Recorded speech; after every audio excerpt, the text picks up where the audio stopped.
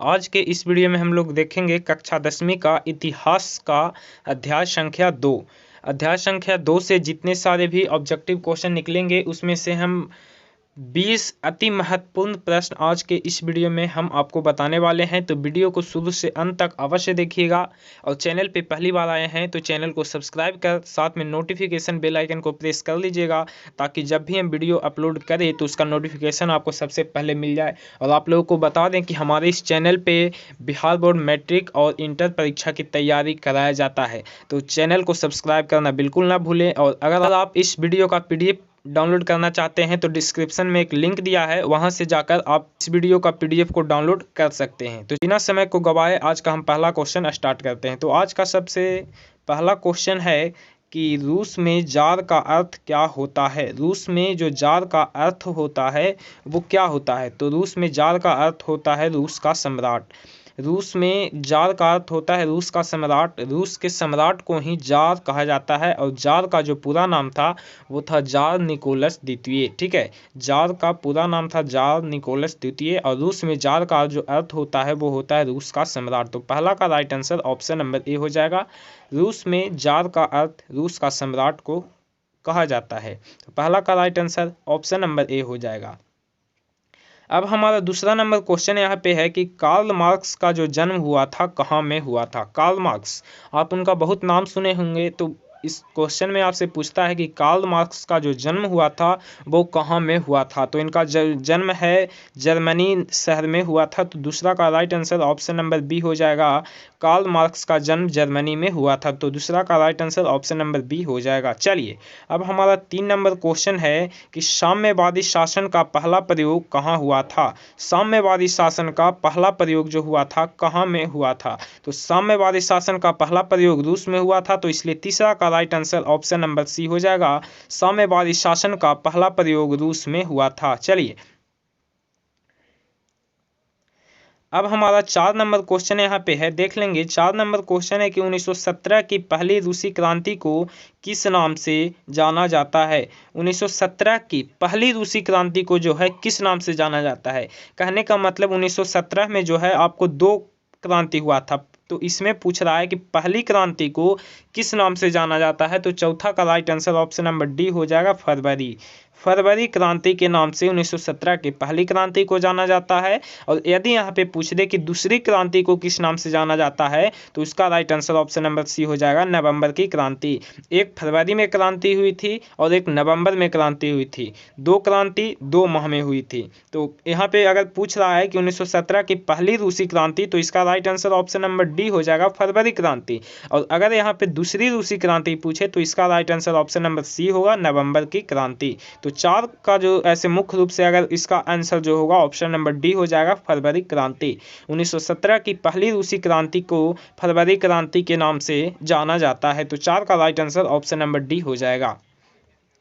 अगर वीडियो अच्छी लग रही हो तो लाइक अवश्य करिएगा। अगर वीडियो अच्छी लग रही हो तो लाइक इसे अवश्य करिएगा। चलिए 5 नंबर आपका क्वेश्चन है, लाल सेना का गठन किसने किया था। लाल सेना का जो गठन है वो किसने किया था। लाल सेना का गठन किसने किया था।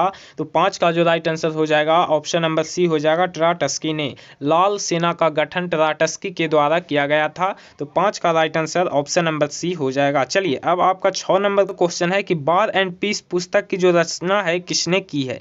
वार एंड पीस जो एक प्रकार का पुस्तक है। तो इस क्वेश्चन में पूछ रहा है कि जो पुस्तक है वार एंड पीस उसकी रचना जो है किसके द्वारा किया गया है। तो 6 का right answer option number B हो जाएगा, टॉल्स्टॉय, जिनका नाम लियो टॉल्स्टॉय था। तो वार एंड पीस पुस्तक की रचना लियो टॉल्स्टॉय के द्वारा किया गया था। तो 6 का right answer option number B हो जाएगा। 6 का right answer option number B हो जाएगा। चलिए अब हमारा 7 नंबर क्वेश्चन आपके होम स्क्रीन पे है कि लेनिन की मृत्यु कब हुई थी। लेनिन की जो मृत्यु हुई थी वो कब हुई थी। तो लेनिन का मृत्यु यहाँ पर ऑप्शन नंबर डी 1924 ईस्वी में हुआ था। तो 7 का right answer option number D हो जाएगा, लेनिन की मृत्यु 1924 ईस्वी में हुआ था। तो 7 का right answer option number D हो जाएगा।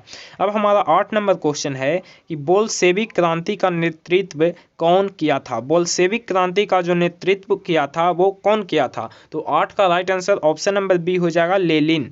बोल्शेविक क्रांति का जो नेतृत्व किया गया था वो लेनिन लेनिन के द्वारा किया गया था? तो 8 का right answer option number B हो जाएगा।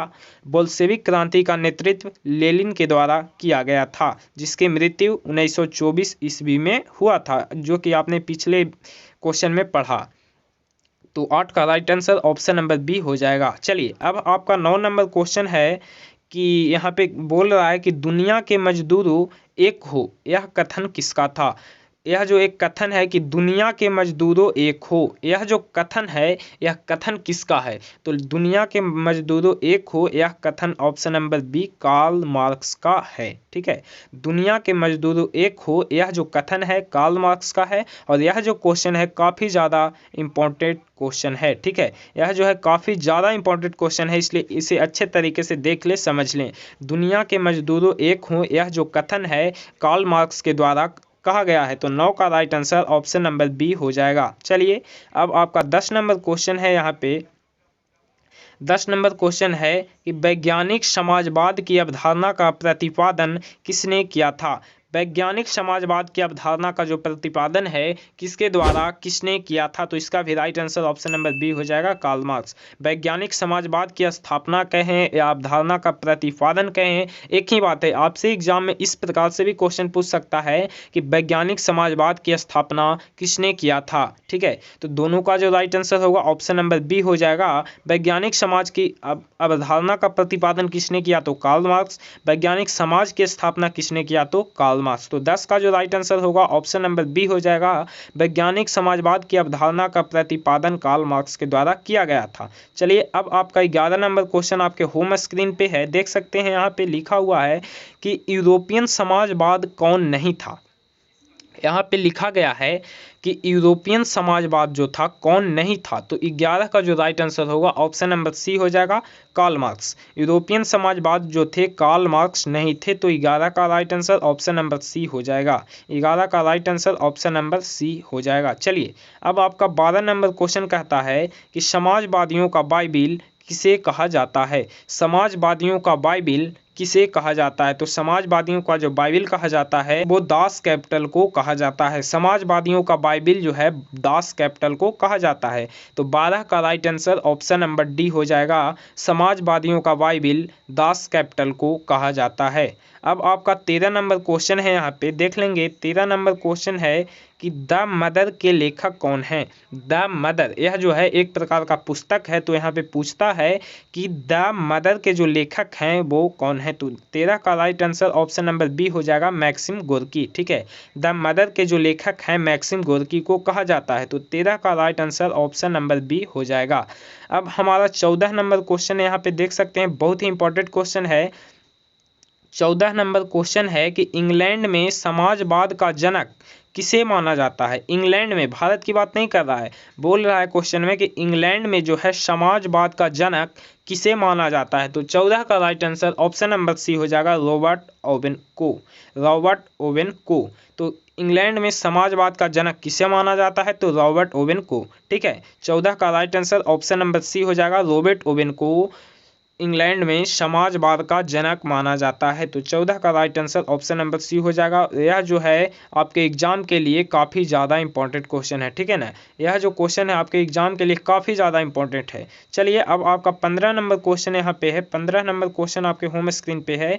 इनमें कौन जो है यूटोपियन, यानी कहने का मतलब स्वप्रदर्शी समाजवादी नहीं था? यूटोपियन समाजवादी नहीं था। तो 4 ऑप्शन है आपके पास। ऑप्शन नंबर ए में दिया गया है Saint Simon, option number B में दिया गया है लुई ब्लाउम, ऑप्शन सी में दिया गया है रॉबर्ट ओवेन और ऑप्शन नंबर डी में दिया गया है कार्ल मार्क्स। ठीक है, तो आपको बताना है कि इनमें से जो एक व्यक्ति हैं वो यूटोपियन समाजवादी नहीं है। तो 15 का right answer option number D हो जाएगा, कार्ल मार्क्स। कार्ल मार्क्स जो थे यूटोपियन समाजवादी नहीं थे। बाकी सेंट साइमन, लुई ब्लाउम और रॉबर्ट ओवेन तीनों जो थे एक यूटोपियन समाजवादी थे। ठीक है, तो 15 का जो राइट आंसर होगा ऑप्शन नंबर डी हो जाएगा। 15 का right answer option number D हो जाएगा। चलिए अब आपका 16 नंबर क्वेश्चन कहता है कि रूस में कृषि दासता किस वर्ष समाप्त हुई? कृषि दासता कहने का मतलब कृषक दास प्रथा। आपको एग्जाम में क्वेश्चन दूसरे टाइप से भी पूछ सकता है कि रूस में जो है कृषक दास प्रथा का अंत कब हुआ था? क्वेश्चन को ऐसे भी पूछ सकता है या क्वेश्चन को ऐसे भी पूछ सकता है कि रूस में कृषि दास्ता किस वर्ष समाप्त हुआ। दोनों एक ही क्वेश्चन है, दोनों का उत्तर सेम ही होगा, लेकिन इसका जो भाषा है वो अलग अलग हो जाता है। तो यहाँ पे 16 नंबर क्वेश्चन में पूछ रहा है कि रूस में कृषि दास्ता किस वर्ष समाप्त हुआ था। तो 16 का right answer option number A हो जाएगा 1861 ईस्वी में। रूस में जो है कृषि दास प्रथा का अंत हो जाता है 1861 ईस्वी में। तो 16 का जो राइट आंसर होगा ऑप्शन नंबर ए हो जाएगा। ठीक है, 1861 ईस्वी में रूस में कृषि दास्ता का अंत हो जाता है। अब आपका 17 नंबर क्वेश्चन यहाँ पे है कि बोल्शेविक क्रांति जो हुई थी कब हुई थी। बोल्शेविक क्रांति जो हुई थी वो कब हुई थी, कितने ईस्वी में हुआ था। तो 17 का right answer option number C हो जाएगा, जो कि आपने पिछले प्रश्न में भी पढ़ा कि बोल्शेविक क्रांति जो है नवंबर 1917 में हुआ था। यहाँ पे बोल्शेविक क्रांति आपने पहले पढ़ा कि 2 चरणों में हुई थी। पहला चरण में फरवरी 1917 में हुआ था और दूसरे चरण में नवंबर 1917 में हुआ था।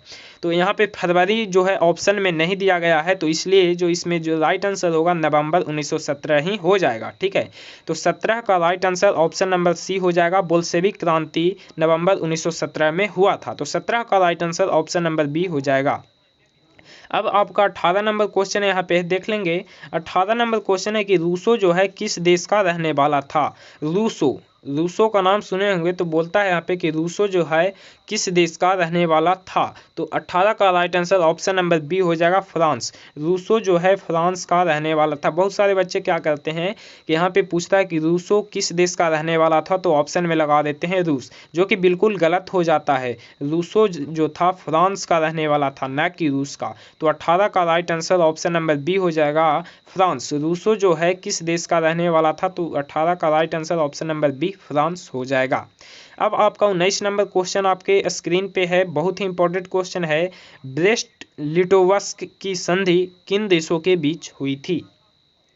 बहुत ही शानदार, बहुत ही इंपॉर्टेंट क्वेश्चन है कि ब्रेस्ट लिटोवस्क की संधि किन देशों के बीच हुई थी। तो 19 का जो राइट आंसर होगा ऑप्शन नंबर ए हो जाएगा, रूस और जर्मनी के बीच। रूस और जर्मनी के बीच ब्रेस्ट लिटोवस्क की संधि हुई थी। तो 19 का right answer option number A हो जाएगा। और यह जो है आपके एग्जाम के लिए काफ़ी ज़्यादा इंपॉर्टेंट क्वेश्चन है। इसको भली भांति देख लेंगे, भली भांति परख लेंगे, याद कर लेंगे। ब्रेस्ट लिटोवस्क की संधि किन देशों के बीच हुई थी। तो इसका right answer option number A हो जाएगा, रूस के बीच और जर्मनी के बीच। रूस और जर्मनी के बीच। आपका अगर यह जो कंफर्म हो जाता है तो आपका 1 मार्क्स का जो सवाल है आज ही क्लियर हो जाता है। आपका एसएसटी में 1 मार्क आज ही करेक्ट हो जाएगा, कंफर्म हो जाएगा, अगर बशर्ते कि इसको याद रखना है। ब्रेस्ट लिटोवस्क की संधि किन देशों के बीच हुई थी, तो रूस और जर्मनी के बीच। चलिए, तो आपका 20 नंबर क्वेश्चन जो कि लास्ट क्वेश्चन है कि कम्युनिस्ट मैनिफेस्टो के लेखक कौन थे। कम्युनिस्ट मैनिफेस्टो जो कि एक प्रकार का पुस्तक है। तो 20 नंबर क्वेश्चन में आपसे पूछता है कि कम्युनिस्ट मैनिफेस्टो के लेखक कौन है। और मैं आपको बता दूं कि इस प्रकार का क्वेश्चन आपको किसी भी यूट्यूब चैनल पे, किसी भी ऐप पे देखने को नहीं मिलेगा।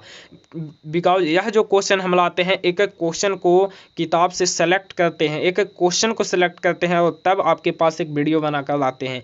तो आप किसी भी चैनल पे विजिट करके देख लीजिए, कोई भी ऐसा बिहार बोर्ड का चैनल नहीं है जो आपको इस प्रकार का क्वेश्चन देगा। तो 20 का राइट आंसर जो होगा ऑप्शन नंबर बी हो जाएगा, कार्ल मार्क्स और फ्रेडरिक एंगल्स। कार्ल मार्क्स और फ्रेडरिक एंगल्स ये दोनों ने मिलकर कम्युनिस्ट मैनिफेस्टो नामक पुस्तक की रचना किए थे। तो 20 का right answer option number B हो जाएगा, कार्ल मार्क्स और फ्रेडरिक एंगल्स। ठीक है, कम्युनिस्ट मैनिफेस्टो के लेखक जो है कार्ल मार्क्स और फ्रेडरिक एंगल्स है। और अगर इस क्वेश्चन को आप याद कर लेते हैं तो इस क्वेश्चन से भी आपका 1 नंबर जो है कंफर्म होता है आपके बोर्ड एग्जाम में। सो इस क्वेश्चन को अच्छे तरीके से परख लें, कंफर्म कर लें। आशा करता हूं कि वीडियो आपको बहुत ज़्यादा पसंद आया होगा। अगर पसंद आया हो तो एक लाइक अवश्य करिएगा और चैनल को अभी तक सब्सक्राइब नहीं किए हैं। इतना क्वेश्चन पढ़ने के बावजूद, इतना इंपॉर्टेंट क्वेश्चन समझने के बावजूद भी अगर आप चैनल को सब्सक्राइब नहीं किए हैं तो जल्दी से सब्सक्राइब कर लीजिए, क्योंकि आपको इसी प्रकार का क्वेश्चन आगे मिलता रहेगा। और उसके लिए आपको चैनल को सब्सक्राइब करके साथ में नोटिफिकेशन बेल आइकन को प्रेस करना होगा, तभी आपका हमारा जो वीडियो अपलोड होगा आप तक पहुंच पाएगा। तो मिलेंगे अगले वीडियो के साथ, तब तक के लिए जय हिंद, धन्यवाद।